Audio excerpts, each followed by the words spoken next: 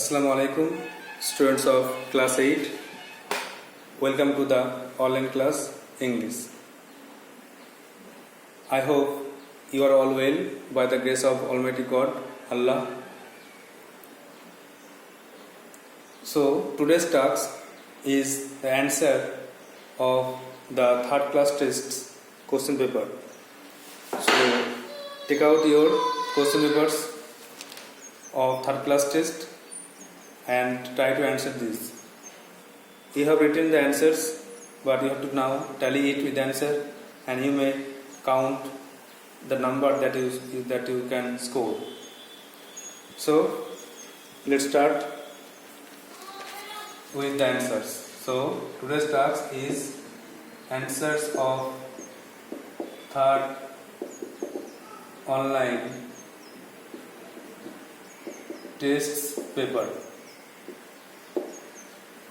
Third online টেস্টের যে question paper তার অ্যান্সার এখন তোমার দিকে লিখতে হবে। So you have to take out your copy, pen and start. At first, question number 1, choose the correct alternative and answer the following questions. নিচের সঠিক উত্তর বেছে নিচের প্রশ্নগুলি থেকে সঠিক উত্তর বেছে উত্তর করো। এ থেকে King Uther Pendragon had married Lady Guinevere, Lady Gryne, Lady Elizabeth, Lady Macbeth. তো কিং ইউথার পেন্টাগন বিয়ে করেছিল কাকে? লেডি ইগ্রাইন। একের দাগের এ। তাহলে আনসার লিখতে হবে একের দাগের এ, number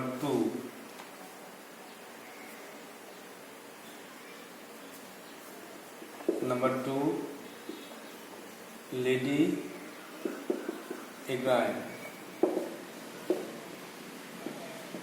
B দেখো, the name of the sword that King Arthur got was, যে তলোয়ারটা কিং আর্থার পেয়েছিল তার নাম কি?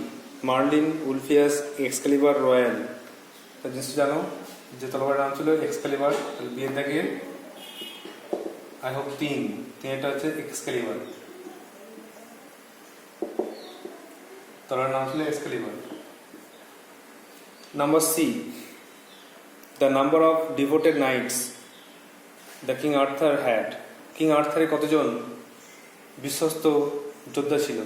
20, 30, 40, 50। নিশ্চয় জানো 4 নম্বরে 50, 50 জন বিশ্বস্ত যোদ্ধা ছিল।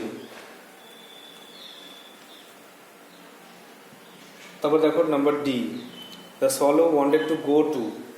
সলো চেয়েছিল যেতে কোথায়? ইজিপ্ট, কায়রো, ইংল্যান্ড, বে অফ বেঙ্গল। তো নিশ্চয়ই ইজিপ্ট যেতে চেয়েছিল।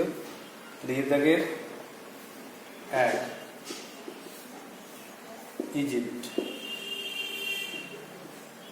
তারপর ই দেখো, the son of a woman dressmaker was suffering from. যে গরিব দর্জি ছিল, গরিব মহিলা দর্জি, তার ছেলে ভুগছিল কিসে? Cold, calf, fever, headache. জানো মাথা যন্ত্রণা নয়, ফিভার জ্বর, কাশি আর ঠান্ডা লাগা নয়, তাহলে ফিভার, তিনটা জ্বরে ভুগছিল, হাই ফিভার ছিল। 6টা, the friends of swallow are going to fly up river Nile two.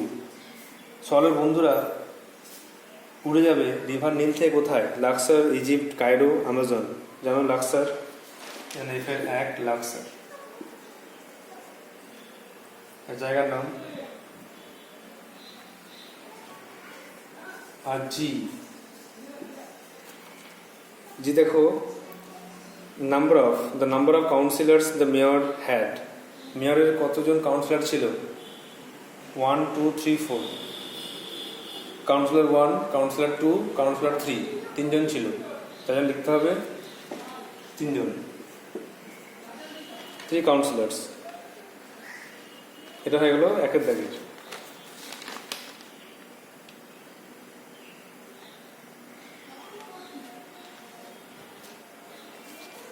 এবার দেখো দুই দাগের অ্যান্সার। দুই দাগে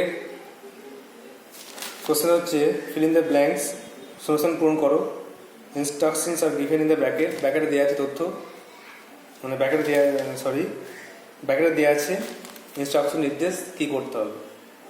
তো এক একটা, the magnificent sword was fixed, সুন্দর চমৎকার তলোয়ারটা গাঁথা ছিল কোথায়? On a large stone, on a large stone লিখতেই হবে, লিখতে পারলে ইন এ চার্চইয়ার্ড, চার্চইয়ার্ডটি লিখতে পারলে ভালো, না হলে অন এ লার্জ স্টোনটা লিখতেই হবে।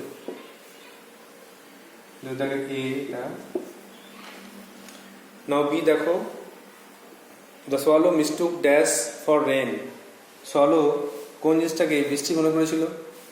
সোয়ালো মিস্টুক ভুল হয়েছিল the tear drops, the tear drops of happy prince, এটা লিখতেই হবে। যে অথবা এখানে লিখতে পারো স্ট্যাচু লিখতে পারো, স্ট্যাচু হবে।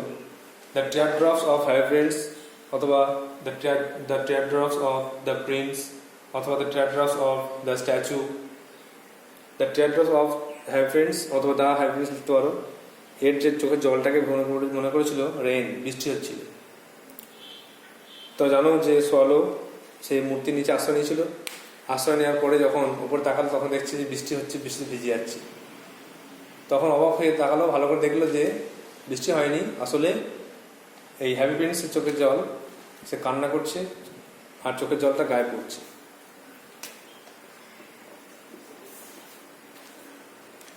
নাম্বার সি দেখো, fill the blanks with antonyms of the underlined words, underlined ওয়ার্ডের অ্যান্টোনিম দিয়ে পূর্ণ করতে হবে। The swallow will sing for ever, swallow চিরকাল গান গাইবে। আর ফর এভারের অপোজিট বা অ্যান্টোনিম কী হবে? নেভার, কখনই গান গাইবে না, তার অ্যান্সার হবে নেভার। নাম্বার ডি দেখো, the actor enters the stage, অভিনেতা মঞ্চে প্রবেশ করেন। তাহলে এন্টার্সের অপোজিট কী হবে? প্রস্থান করেন বা চলে যান, বেরিয়ে চলে যান, সেটা হয়ে গেল কিন্তু এক্সিটস, চলে যান, প্রস্থান করেন।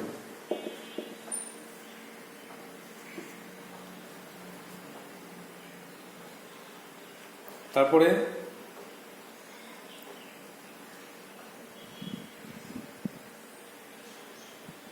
নেক্সট নাম্বার 3 দেখো, সরি নাম্বারটা ভুল হচ্ছে, নাম্বারিং ঠিক করতে হবে।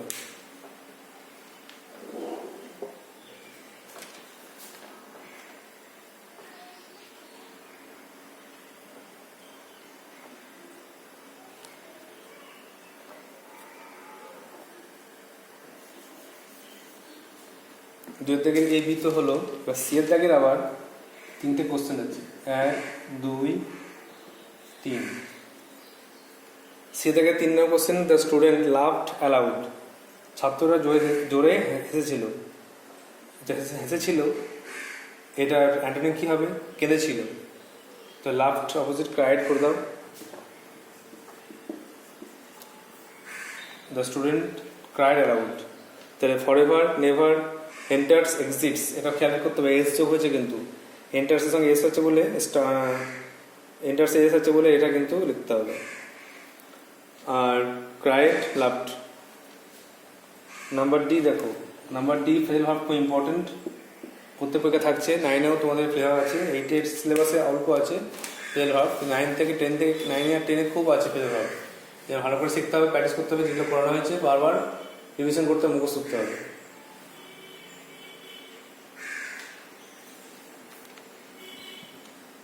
দেখো নাম্বার ডি দেখো,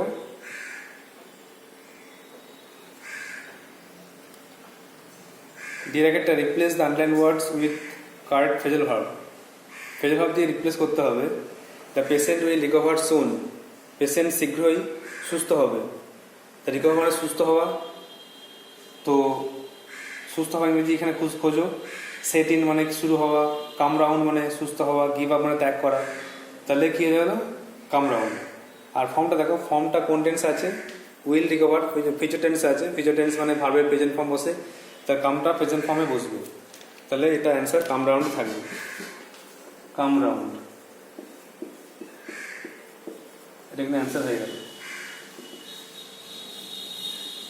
নাম্বার 2 দেখো, evening starts early in the winter. শীতকালে কিন্তু সন্ধ্যা তাড়াতাড়ি নামে। তাহলে স্টার্টস মানে শুরু হয়, তাহলে এখানে স্টার্টস এই জায়গায় কিন্তু লিখতে হবে, সেটি মানে শুরু হওয়া, তো এটা অ্যান্সার হবে। কিন্তু দেখো ইভিনিং স্টার্টস আর্লি, এর সন্ধ্যা শুরু হয় সকাল সকাল শীতকালে, তাদের সন্ধ্যা নামে। এখানে দেখো সিম্পল প্রেজেন্ট টেন্সে আছে, বুঝবে কি করে? তাহলে স্টার্টের সঙ্গে এস যোগ আছে, evening third person singular number, আর স্টার্টস এস যোগ আছে। তাহলে যে অ্যান্সারটা লিখবে সেট ইন, এখানে কিন্তু অ্যান্সারটা ভার্বের সঙ্গে সেট, যেটা ভার্ব সেট তার সঙ্গে এস যোগ করতে হবে। এটা অবশ্যই মিলিয়ে করতে হবে। অ্যান্সার হয়ে গেল সেটস ইন। সেটস ইনটা হয়ে গেল অ্যান্সার।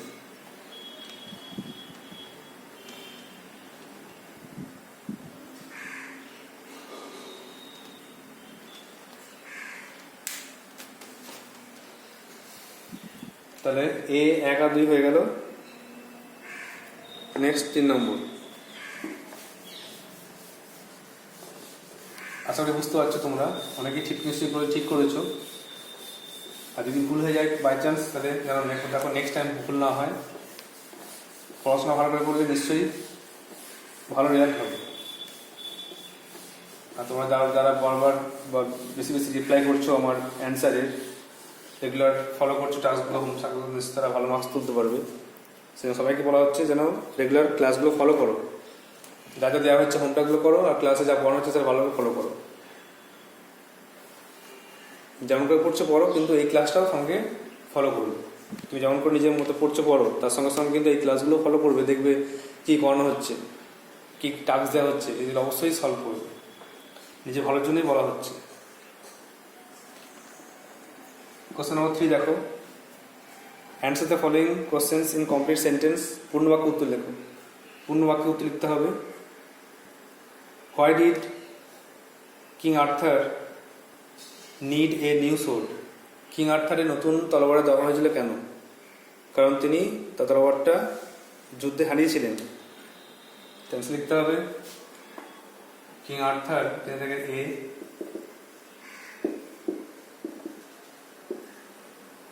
কিং আর্থার ডিড থাকলে জানো, ডিড থাকলে ভার্বের পাস্ট ফর্ম হয় needed. King Arthur needed A new sword. King Arthur needed a new sword because he had lost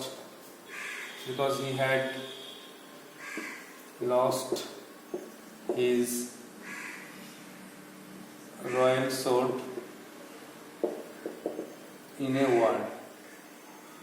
আর যুদ্ধে তিনি তার তলোয়ারটা হারিয়ে দিয়েছিলেন, এই জন্য তিনি তার নতুন একটা তলোয়ারের দরকার হয়েছিল। বিট দেখো, গেটটা what new law did the mayor propose? Mayor কোন নতুন আইনের কথা বলেছিলেন? লিখতে হবে দ্য মেয়র প্রপোজড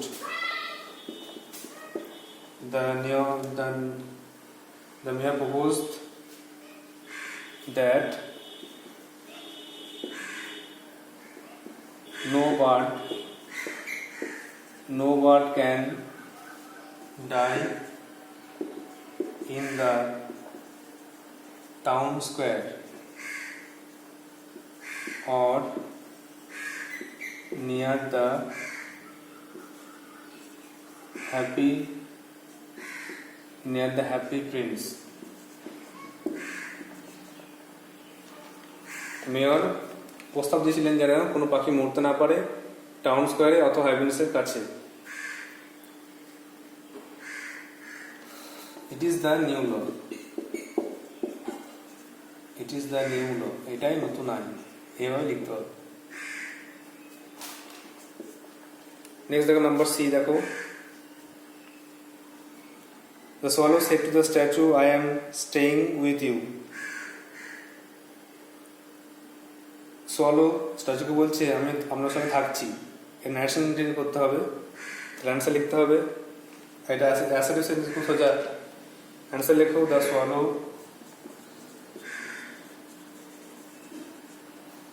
টোল্ড, সেটা টোল্ড হয়, told the statue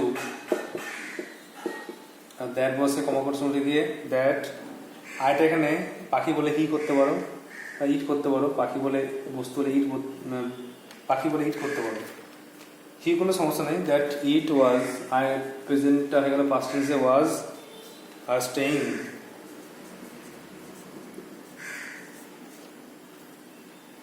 staying with happens, এখানে স্ট্যাচু করা হচ্ছে, এখানে হিম করতে পারো, ইট ওয়াজ স্টেইং উইথ হিম। যেখানে যেহেতু এখানে স্ট্যাচুটা কথা বলছে বা মানুষের মতো ব্যবহার করে, তাই জন্য হিম করা হলো।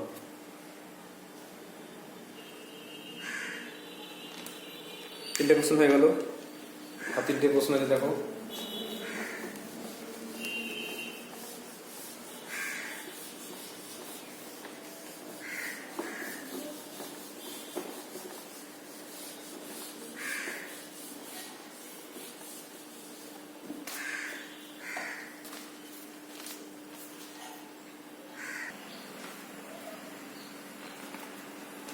নাম্বার ডি হবে, দেখো নাম্বারটি কোশ্চেন ভয়েস সঙ্গে করতে হবে। We must make a new law. তো মাস্ট দেখো নিশ্চয়ই জানো মডাল ভার্ব, আর মডাল ভার্ব মানে শ্যাল, উইল, ক্যান, কুড থাকলে বি যোগ হয়। Shall be, will be, can be, may be, must B.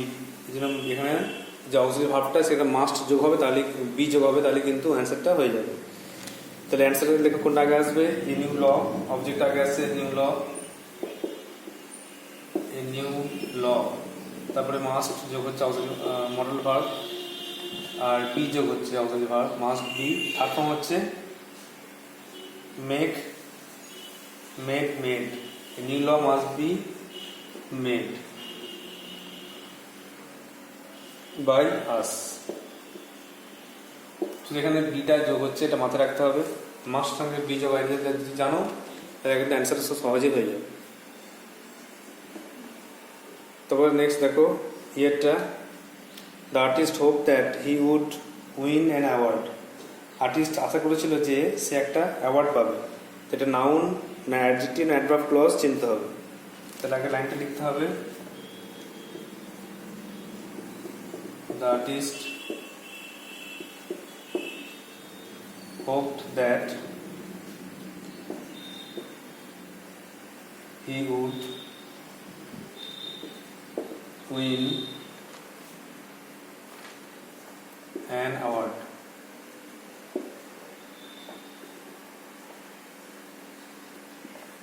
তাহলে আর্টিস্ট শিল্পী আশা করেছিল যে সে একটা পুরস্কার পাবে। তাহলে এখানে যেটা করতে হবে সেটা হচ্ছে চিন্তা হবে কোনটা clause. The artist hope, artist আশা করেছিল, এটা মেন ক্লজ। কি আশা করেছিল? যে সে পুরস্কার পাবে। তো কি পাবে? পুরস্কার পাবে, এই জন্য নাউনের মতো বস্তু বোঝাচ্ছে, এই জন্য এটা হয়ে গেল নাউন ক্লজ। তাহলে দিতে হবে কোনটা? দ্যাট থেকে, that he would win an award, একটা নাউন ক্লজ। অ্যান্সার লিখতে হবে নাউন ক্লজ। আর যা দাগ দিলাম প্রথমে সেটা তো মেন ক্লজ, এই জন্য লিখবো না। কোন ক্লজ দিয়েছে তো নাউন ক্লজ চিনে লিখতে হবে। লাস্ট কোশ্চেন দেখো, এফের দাগের, পরীক্ষার আগে প্রশ্নপত্র আসে, ট্রান্সলেট ইন্টু ইংলিশ, ইংলিশে করতে হবে, পরীক্ষার আগে প্রশ্ন আসে। এটা এখন নিশ্চয়ই জানো, এটা সিম্পল প্রেজেন্টে আসে, সিম্পল প্রেজেন্টে আসে যে সাধারণ কাজ হচ্ছে, পরীক্ষার আগে কোশ্চেন আসে, সাধারণ কথা। এই জন্য কোনটা আগে লিখবে? প্রশ্নপত্র আসে আগে লিখো, দ্য কোশ্চেন পেপার। প্রশ্নপত্র আসে লিখতে হবে দ্য কোশ্চেন পেপার। আসে ইংরেজি কাম, আর থার্ড সিঙ্গল নাম্বার, এই জন্য এস যোগ করতে হবে। দ্য কোশ্চেন পেপার কামস, আগে ইংরেজি বিফোর, বিফোর, আর পরীক্ষার আগে এক্সামিনেশন, এক্সামিনেশন। আশা করি তোমরা এইভাবেই লিখেছো, দেখা যাক কত কি মার্কস তোমরা পাও। তো তোমরা এটা মেলাবে, আনসারগুলো খাতায় লিখে রাখবে, যেন নেক্সট পরীক্ষা কাজে লাগে সেরকম করে রাখবে। আর তোমরা নিজেরাই বুঝতে পারো কত পাবে। কোনো জায়গায় বুঝতে না পারলে অবশ্যই জিজ্ঞাসা করবে। এখন কিছু গ্রামার টাস্ক করানো হচ্ছে, তো গ্রামার খাতা বার করে গ্রামার লেখো। তো গ্রামারে দেখো আমরা ক্লজ শেষ করেছি আর সেন্টেন্স শুরু করেছিলাম। তো ক্লজের একটা পার্ট বাকি আছে। ক্লজের যে মেন ক্লজ তিনটা ভাগ করেছিলাম, ক্লজের তিনটে মেন ভাগ করেছিলাম, যে মেন ক্লজ, সাবঅর্ডিনেট বা ডিপেন্ডেন্ট ক্লজ আর কোঅর্ডিনেট ক্লজ, এই তিনটে করেছিলাম। তার মধ্যে মেন ক্লজের কোনো ভাগ নেই। প্রধান বাক্য, ডিপেন্ডেন্ট ক্লজ তিনটে ভাগ করেছিলাম, নাউন, অ্যাডজেক্টিভ, অ্যাডভার্বিয়াল। আর একটা ক্লজ আছে, সেটা হচ্ছে correlative clause. Main clause, dependent clause আর কোরিলেটিভ ক্লজ, সেই ক্লজটা নিয়ে আজকে আলোচনা হবে। আর নেক্সট ক্লাসে ওই সেন্টেন্স নিয়ে একটা ক্লাস আছে, সেন্টেন্সের তিনটে ভাগ, সেই ক্লাসটা করানো হবে। সেন্টেন্সের তিনটে ভাগ আর গঠন অনুযায়ী সিম্পল, কমপ্লেক্স, কম্পাউন্ড, প্রত্যেকটার এক্সাম্পল, স্ট্রাকচার। তাহলে এখন লেখো ক্লজটা শেষ করো। তাহলে গ্রামার যেটা বললাম, যে ক্লজ পরীক্ষা একটা হয়েছিল, তিনটে ভাগ করেছিলাম। একটা হচ্ছে মেন, একটা হচ্ছে ডিপেন্ডেন্ট, প্রধান অপ্রধান, আরটা হচ্ছে কোঅর্ডিনেট। তো আজকে এই কোঅর্ডিনেট ক্লজ নিয়ে আলোচনা করব। মেন ক্লজের কোনো ভাগ নেই, প্রধান বাক্য। ডিপেন্ডেন্ট ক্লজের যে তিনটে ভাগ, এটা আগে হয়েছে। এখন কোঅর্ডিনেট ক্লজ নিয়ে আলোচনা করা হচ্ছে। এর কিছু ডিভিশন নেই, কিছু এক্সাম্পল করে বোঝানো হচ্ছে।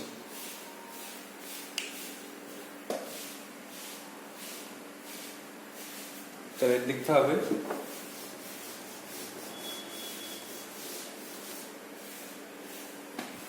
হেডিং করতে হবে 3 নম্বর দিয়ে। এটা ক্লজের পরে লিখবে কোঅর্ডিনেট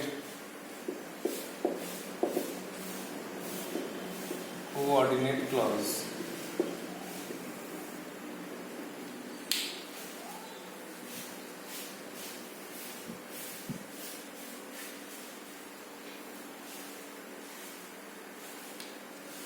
লিখো, এই ক্লজ হলো সাবজেক্টিভ ক্লজ, যা সম্পূর্ণ অর্থ নিজেই প্রকাশ করতে পারে। এই ক্লজটা স্বাধীন, যেই অর্থ প্রকাশ করতে পারে, অন্য ক্লজের উপর কিন্তু নির্ভর নয়। সাধারণত মেন ক্লজ থাকে, মেন ক্লজ কটা কনজাংশন দ্বারা জয়েন থাকে। এই ক্লজে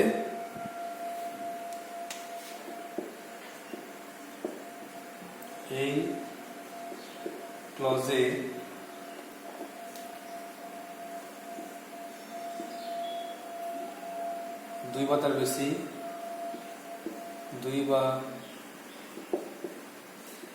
তার বেশি দুইটা বাংলা লেখো, দুই বা তার বেশি main clause conjunction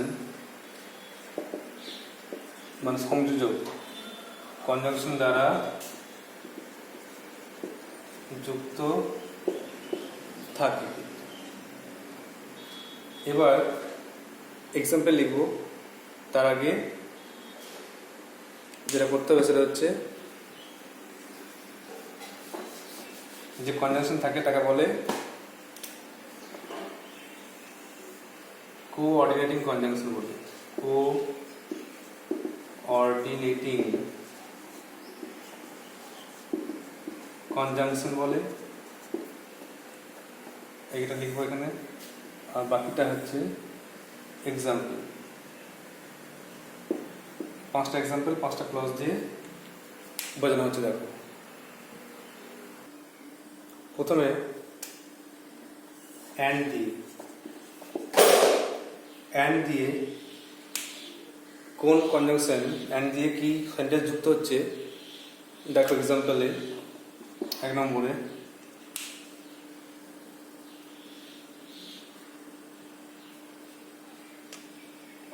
the boy is intelligent. The boy is intelligent and stood first in the exam. সেটা খুব চালাক বুদ্ধিমান আর্টসের ক্লাসে প্রথম হয়েছে। তাহলে এখানে অ্যান্ড দিয়ে দুটো main clause, the boy is intelligent আর the boy stood first in the class, এটা কিন্তু জয়েন করছে। এরপরে বার্ড দিয়ে দুটো সেন্ট জয়েন করবে কি হবে? The man is rich but he is unhappy. লোকটি ধনী কিন্তু সে অসুখী। তাহলে the man is rich main clause আর he is unhappy main clause join হচ্ছে বার্ড দিয়ে। অর দিয়ে ডু অর ডাই, করো অথবা মরো, এখানে কিন্তু কম্পাউন্ড সেন্টেন্স হয়ে যাচ্ছে। আর এগুলো কিন্তু সব মনে রাখতে হবে, সব কম্পাউন্ড সেন্টেন্স। এগুলো কিন্তু সব কম্পাউন্ড সেন্টেন্স, যখনই কনজাংশন যুক্ত হচ্ছে কিছু সবই কিন্তু কম্পাউন্ড সেন্টেন্স হয়ে যাচ্ছে।